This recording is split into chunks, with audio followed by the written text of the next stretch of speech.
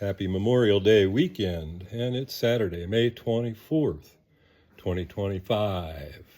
Jackie's 31st podcast, and we're rolling. We're recording live from the English Valley's History Center. We do not have any diary readings today, as we are zooming forward from January 1st, 1947 until the middle of May, 1950. My great-great-aunt, Mary Elizabeth Claypool Wade, or Libby Wade, is now 75 years old. Here's a picture of Libby with her granddaughter, Barbara Wade.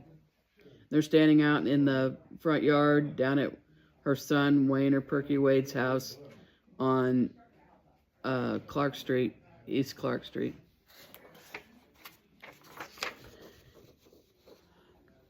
Libby will keep writing these diaries until the 1950s when she is 82 years old. Libby has gained some new great-grandchildren since we last checked in with her. Additions to the family are oldest granddaughter, Belva Wade Yoss, and her husband, Don Yoss, are the parents of a little girl, Lucinda Jane, or Cindy Yoss, born in 1949.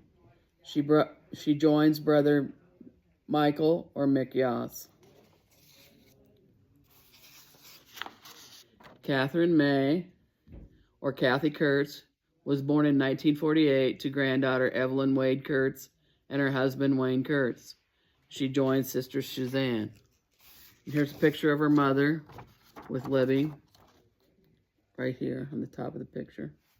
That's Evelyn. Grandson Walter, or Bud Wade, and his wife Frida, who live around the block now, are the parents of their first child.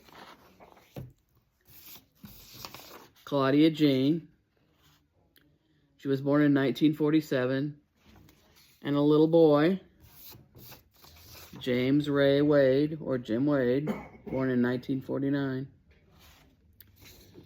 Her grandson Harold, or Stub Wade, he's on this side, was married to Melva Udipole in 1949, and they welcomed Barbara Ann Wade that same year.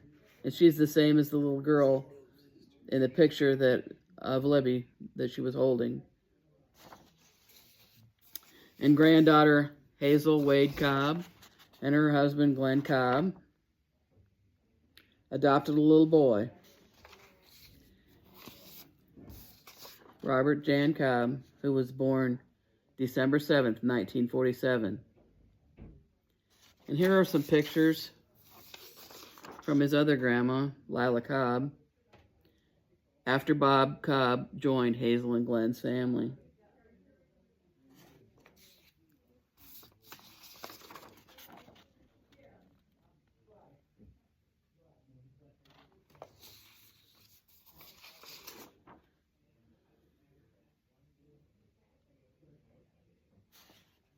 And in other parts of the family, Lib's granddaughter, Phyllis, she's right here in this picture, graduated from high school in 1949, and in 1950, in the census, she was 18 years old and living at home with her parents, Warren, or Mike Wade, and Lena. And her little sister, Judy, was now 9 years old. Down in Texas, Lib had 3 grandsons, who are the sons of her daughter, Anna, and her husband, Richard Cray. Mylan Richard, or Dick Cray, who had been a student at Edinburgh, Texas Junior College, has married Billy Alta Lawrence in 1949. And that same year, a daughter, Sylvia Cray, was born. Second son, Arlen, also graduated, and he's headed to the Navy and college. And the third son, Verl, is 17 and still at home. Libby has also had some losses in her life. Her neighbor, Clara Newberry, passed away in October of 1949. Libby lost her relative, Ina Bell McKinstry Claypool, the widow of her cousin Wallace Claypool. Ina lived in a house that later became part of Graham Hardware. Ina lived at the lived until the age of 88, passing in 1948. And Ina's brother, Ambrose McKinstry, the husband of her pal Verdi Mahana McKinstry, passed away at age 83 in February of 1950. However, their sister, Laura McKinstry Swope, right here in this picture, lived to be over 100 years old, and she was still living in North English. Another person that went to the great beyond was the husband of her cousin Lou Claypool Pettibone. Lou's right here in this picture. And in this one, she's right here. And her husband is on this side. And his name is Oscar Leroy Carter Pettibone. OLC, or Oz Pettibone, was the son of Armella Carter and Frank Pettibone. OLC also went to school at Yankee Point, where Lib attended, and Laura Swope was his teacher also. OLC was a farmer until about 10 years ago when he moved to town. He now lived in the home of his daughter, Armella Ballard. During the closing days of his life, he was contented and easy to care for, always appreciative of the loving service rendered to him. His little great-granddaughter, Sharon Wilhite, in the center of these pictures, was a special source of interest and delight. Sharon is now my faithful listener, Sharon Hagen. On the same day that OLC Pettibone passed away in 1947, his nephew, Frank Wallace, passed away too.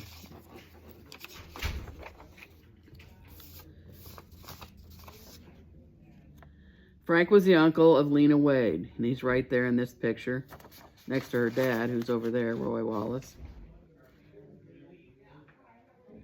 Frank Wallace was the second husband of my grandma, Tracy Wallace. Her first husband being James Riley Geringer, my Grandpa Geringer's dad. Frank Wallace was the president of the English Valleys Creamery Association since its inception in 1931. He was also the president of the telephone company. Grandpa and Grandma Wallace had just moved to town.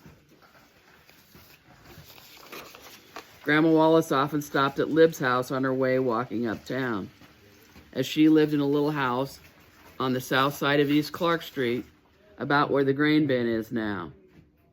She died when I was 5 years old, so I don't really remember her.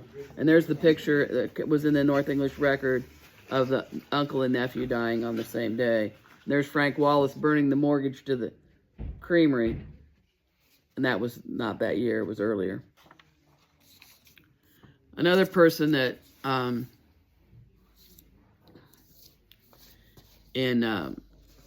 Libby lost by cousin was her cousin by marriage, Carrie Summit, or Cad Claypool, the widow of her cousin Grant Claypool, and she died in February of 1950.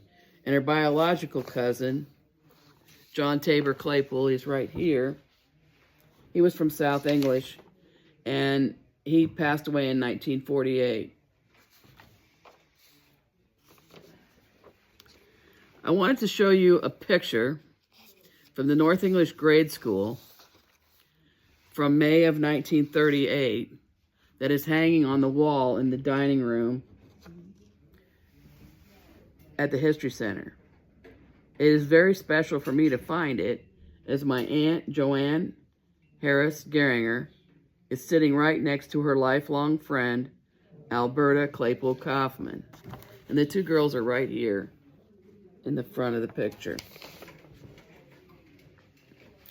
Also in the front row on the side is Joanne Churchill Harris, the wife of Larry Harris of North English.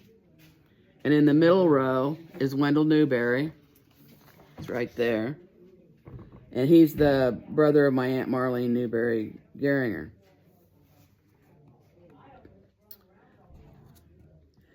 Iva Wyant Glandon is in this picture, and Lloyd Claypool, the son of Happy and Gertie Claypool, who passed away a couple months later at age 8 of appendicitis. And in the back row is Jim Lockridge, our neighbor from Smoky Row. The children are identified as follows. In the back, the first three are unknown. And then Clifton Evans, unknown Jimmy Lockridge, Leon Miller, and Robert Worrell. In the middle row is Iva Wyant, Lloyd Claypool, Buddy McGuire, Lee Carter, unknown, and Wendell Newberry. And in the front is Miriam Moyer, Joanne Magoon, Alberta Claypool, Joanne Harris, Lorraine Claypool, Beulah Wyant, and Joanne Churchill. And here are some of those girls all grown up in 1947 on the basketball team. In the back are Bonnie Reese Parker, Helen Marie Lockridge Davis, Joanne Harris Geringer, Coach Bob Formanek, Shirley Cox Kladetsky, Jeanette Doherty Nadley, Marilyn Davidson Kenny, and Phyllis Wade Peters. That's Libby's granddaughter. In the front are Joyce Miller Denslow, Jean Fobert Tolander, Jean Robu Harris, Betty Cox Humphrey, Joanne Churchill Harris, Bev Stewart Lown, and Alberta Claypool Kaufman. And here's the 1947 football team. This is an interesting bunch too. My Uncle Arnold is right in the front. Starting in the back, on the left, Coach Morgan T. Kaiser, Bill Berry, Richard Grimm, Jack Hall, Jim Morrison, Charles Johnson, Lauren Tedrio, and Junior Robu. In the second row, Don Johnson, Jim Lockridge, Dave Green, Kenny Donahue, Mervyn Netzer, James Thurman, Jack Campbell. And in the front, George Wine, Walter Wyant, Ralph Dean Smith, Arnold Geringer, Dennis Thurman, Wendell Newberry, and Bob King. Someone else from Libby's world who passed away was Ruth Jean Morrison Bowles, the mother of Lucille Van Dyke, her neighbor down the street, and the great-grandmother of my listener, Vicki Johnson.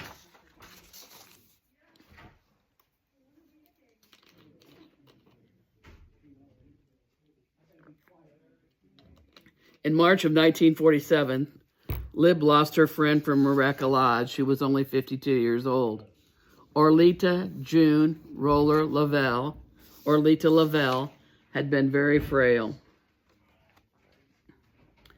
She was the sister of my school teacher, Doris Reese.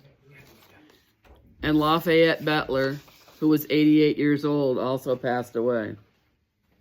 He had been born at Williamsburg in 1858, and his father left to serve in the Civil War when he was quite young. He married Mabel Post, and their son, George Butler, took over the jewelry store after his uncle, Clyde Post, passed away. Ellison Barnes Warner, the manager of the lumber yard where Lib's son Russell works, passed away unexpectedly in 1949. He was married to Pearl Plymesser Warner, and their sons were Bruce and Norman Warner.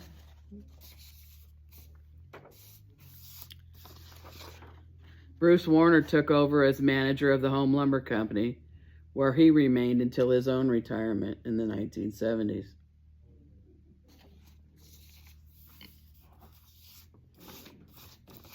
Another returning war veteran, Dean Morse, opened the Western Auto Store in downtown North English. Other news at that time around town was that Jack Ross remodeled the basement of the Mahana Furniture Store into a modern funeral home. I thought this was a kind of an interesting story. I didn't know about this until Dan Best has been telling me about it. For the past several weeks, Jack Ross has had a crew of workmen remodeling the basement of the Mahana Furniture Store into a modern funeral home. An entire new floor was laid, and the basement was made into 3 complete service rooms. The funeral home will be outfitted with the very latest equipment in this line, and date of completion of this addition to the business depends upon the arrival of some of the new equipment. Jack Ross announces that George A. Brink, formerly of Marcus, Iowa, will come to North English February 1st to be in charge of the mortuary service. Mr. Brink is an embalmer and plastic surgeon of many years' experience and also is an expert in repairing furniture and upholstering. And out in Green Valley, the Green Valley switch closed, the phones to North English. M. Hall now operating the Millersburg switch. Mrs. Mabel Wilkins has resigned as central at Millersburg and is leaving for Des Moines. In April, she will go to California to make her home. M. Hall has taken over management of the Millersburg telephone office, the Green Valley Central having been discontinued after many years of service. The North English office will assume the Green Valley patrons, a new line having been built east of town. With the completion of the new line, North English will have direct service line to Wellman. And another thing that I had thought about for a long time was that we had a Missouri Transit bus that came to North English, and the schedule changed. Since February 1st, the Missouri Transit line has made some changes in the bus schedule. One bus each way has been taken off, leaving 3 buses daily making north and south runs. The following is the new schedule. Northbound at 10:44 a.m., 3:12, and 8:50 p.m., and southbound at 9:34 a.m., 2:55 p.m., and 8:50 p.m.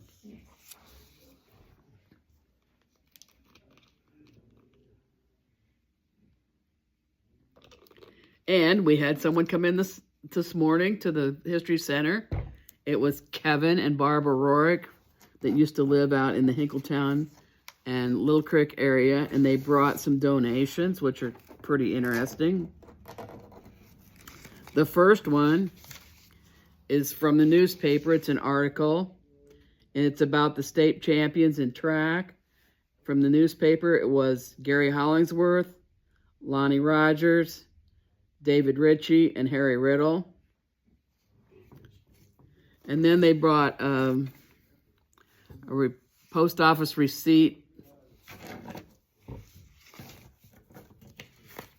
for stamps from the North English Rural Route. And then they brought a little check from Dollar Days in North English. Kind of cute stuff. And we always appreciate donations. You might remember when we read 2 weeks ago from December 24th, 1946, that they actually had Santa on December 24th. And I found the newspaper article from that, and I thought it was quite interesting. 600 kids come to greet Santa. Tuesday, December 24th, was a big day in the lives of about 600 little boys and girls of this community when they came to North English to greet Santa Claus. Old Santa was glad to see them all and gave each a swell treat. The following business firms are responsible for Santa's visit here: Neoco Oil, Wayne's Radio, Morrison and Gilmore, Henry Simmons, The Record, Dow Mason, Frank Allen, Kaufman Cafe, Mahana Furniture, Corrine's Beauty Shop, George Butler, George M. Smith, Evans Hardware, Martin's Grocery, C.E. Van Dyke, Fair Store, Plank Feed Store, W.W. Lawler, George J. Wine, Farmers Savings Bank, Standard Service Station, Harry Hudson, Merle Smith, Phillips 66, Art Carter, R.T. Cox and Son, Clifford Cox, Maple Crest Ranch, John Donahue, Harold Bucher, Dr. L.A. Miller, Dr. A.C. Schollenthaler, Ayers Motor Company, Paul Hackett, Vance Smith and Son, Gene Smith Cole, North English Welding Shop, North English Produce, Humphreys Maid Right, Nyman Billiard Hall, Agnew Cafe, Claypool Barber Shop, Western Auto Associates Store, Dennison Appliance and Repair, Mason Barber Shop, W.C. Carson, Homer Kirkpatrick, S&S Cafe, North English Hardware and Implement, or that would be Miller Hardware, Community Lockers, Home Lumber Company, Your Oil Company, Creamery, Van Fleet Garage, Frank Mullen, and Wayne Wade & Sons.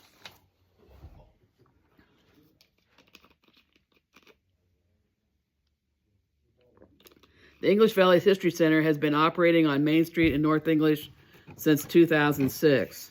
The center operates a museum, monthly programming, a community coffee shop, and provides meeting spaces for groups and organizations. These include family and class reunions, celebrations, gatherings, and club meetings. The History Center offers all of its services by donations only. It does not have annual memberships like many other historical organizations and relies largely on private and community donations. It is a 501c3 nonprofit organization, and donations are tax deductible. Your support of the History Center would help continue its operations and provide a valuable community asset. Please send donations to the English Valley History Center, P.O. Box 70, North English, Iowa, 52316. Correspondence this week. Mark Claypool said, Jackie, another wonderful trip down memory lane. Lewis Benton Claypool, also known as Buster to my memory, was the top children's doctor in Phoenix. I remember being in the 6th grade.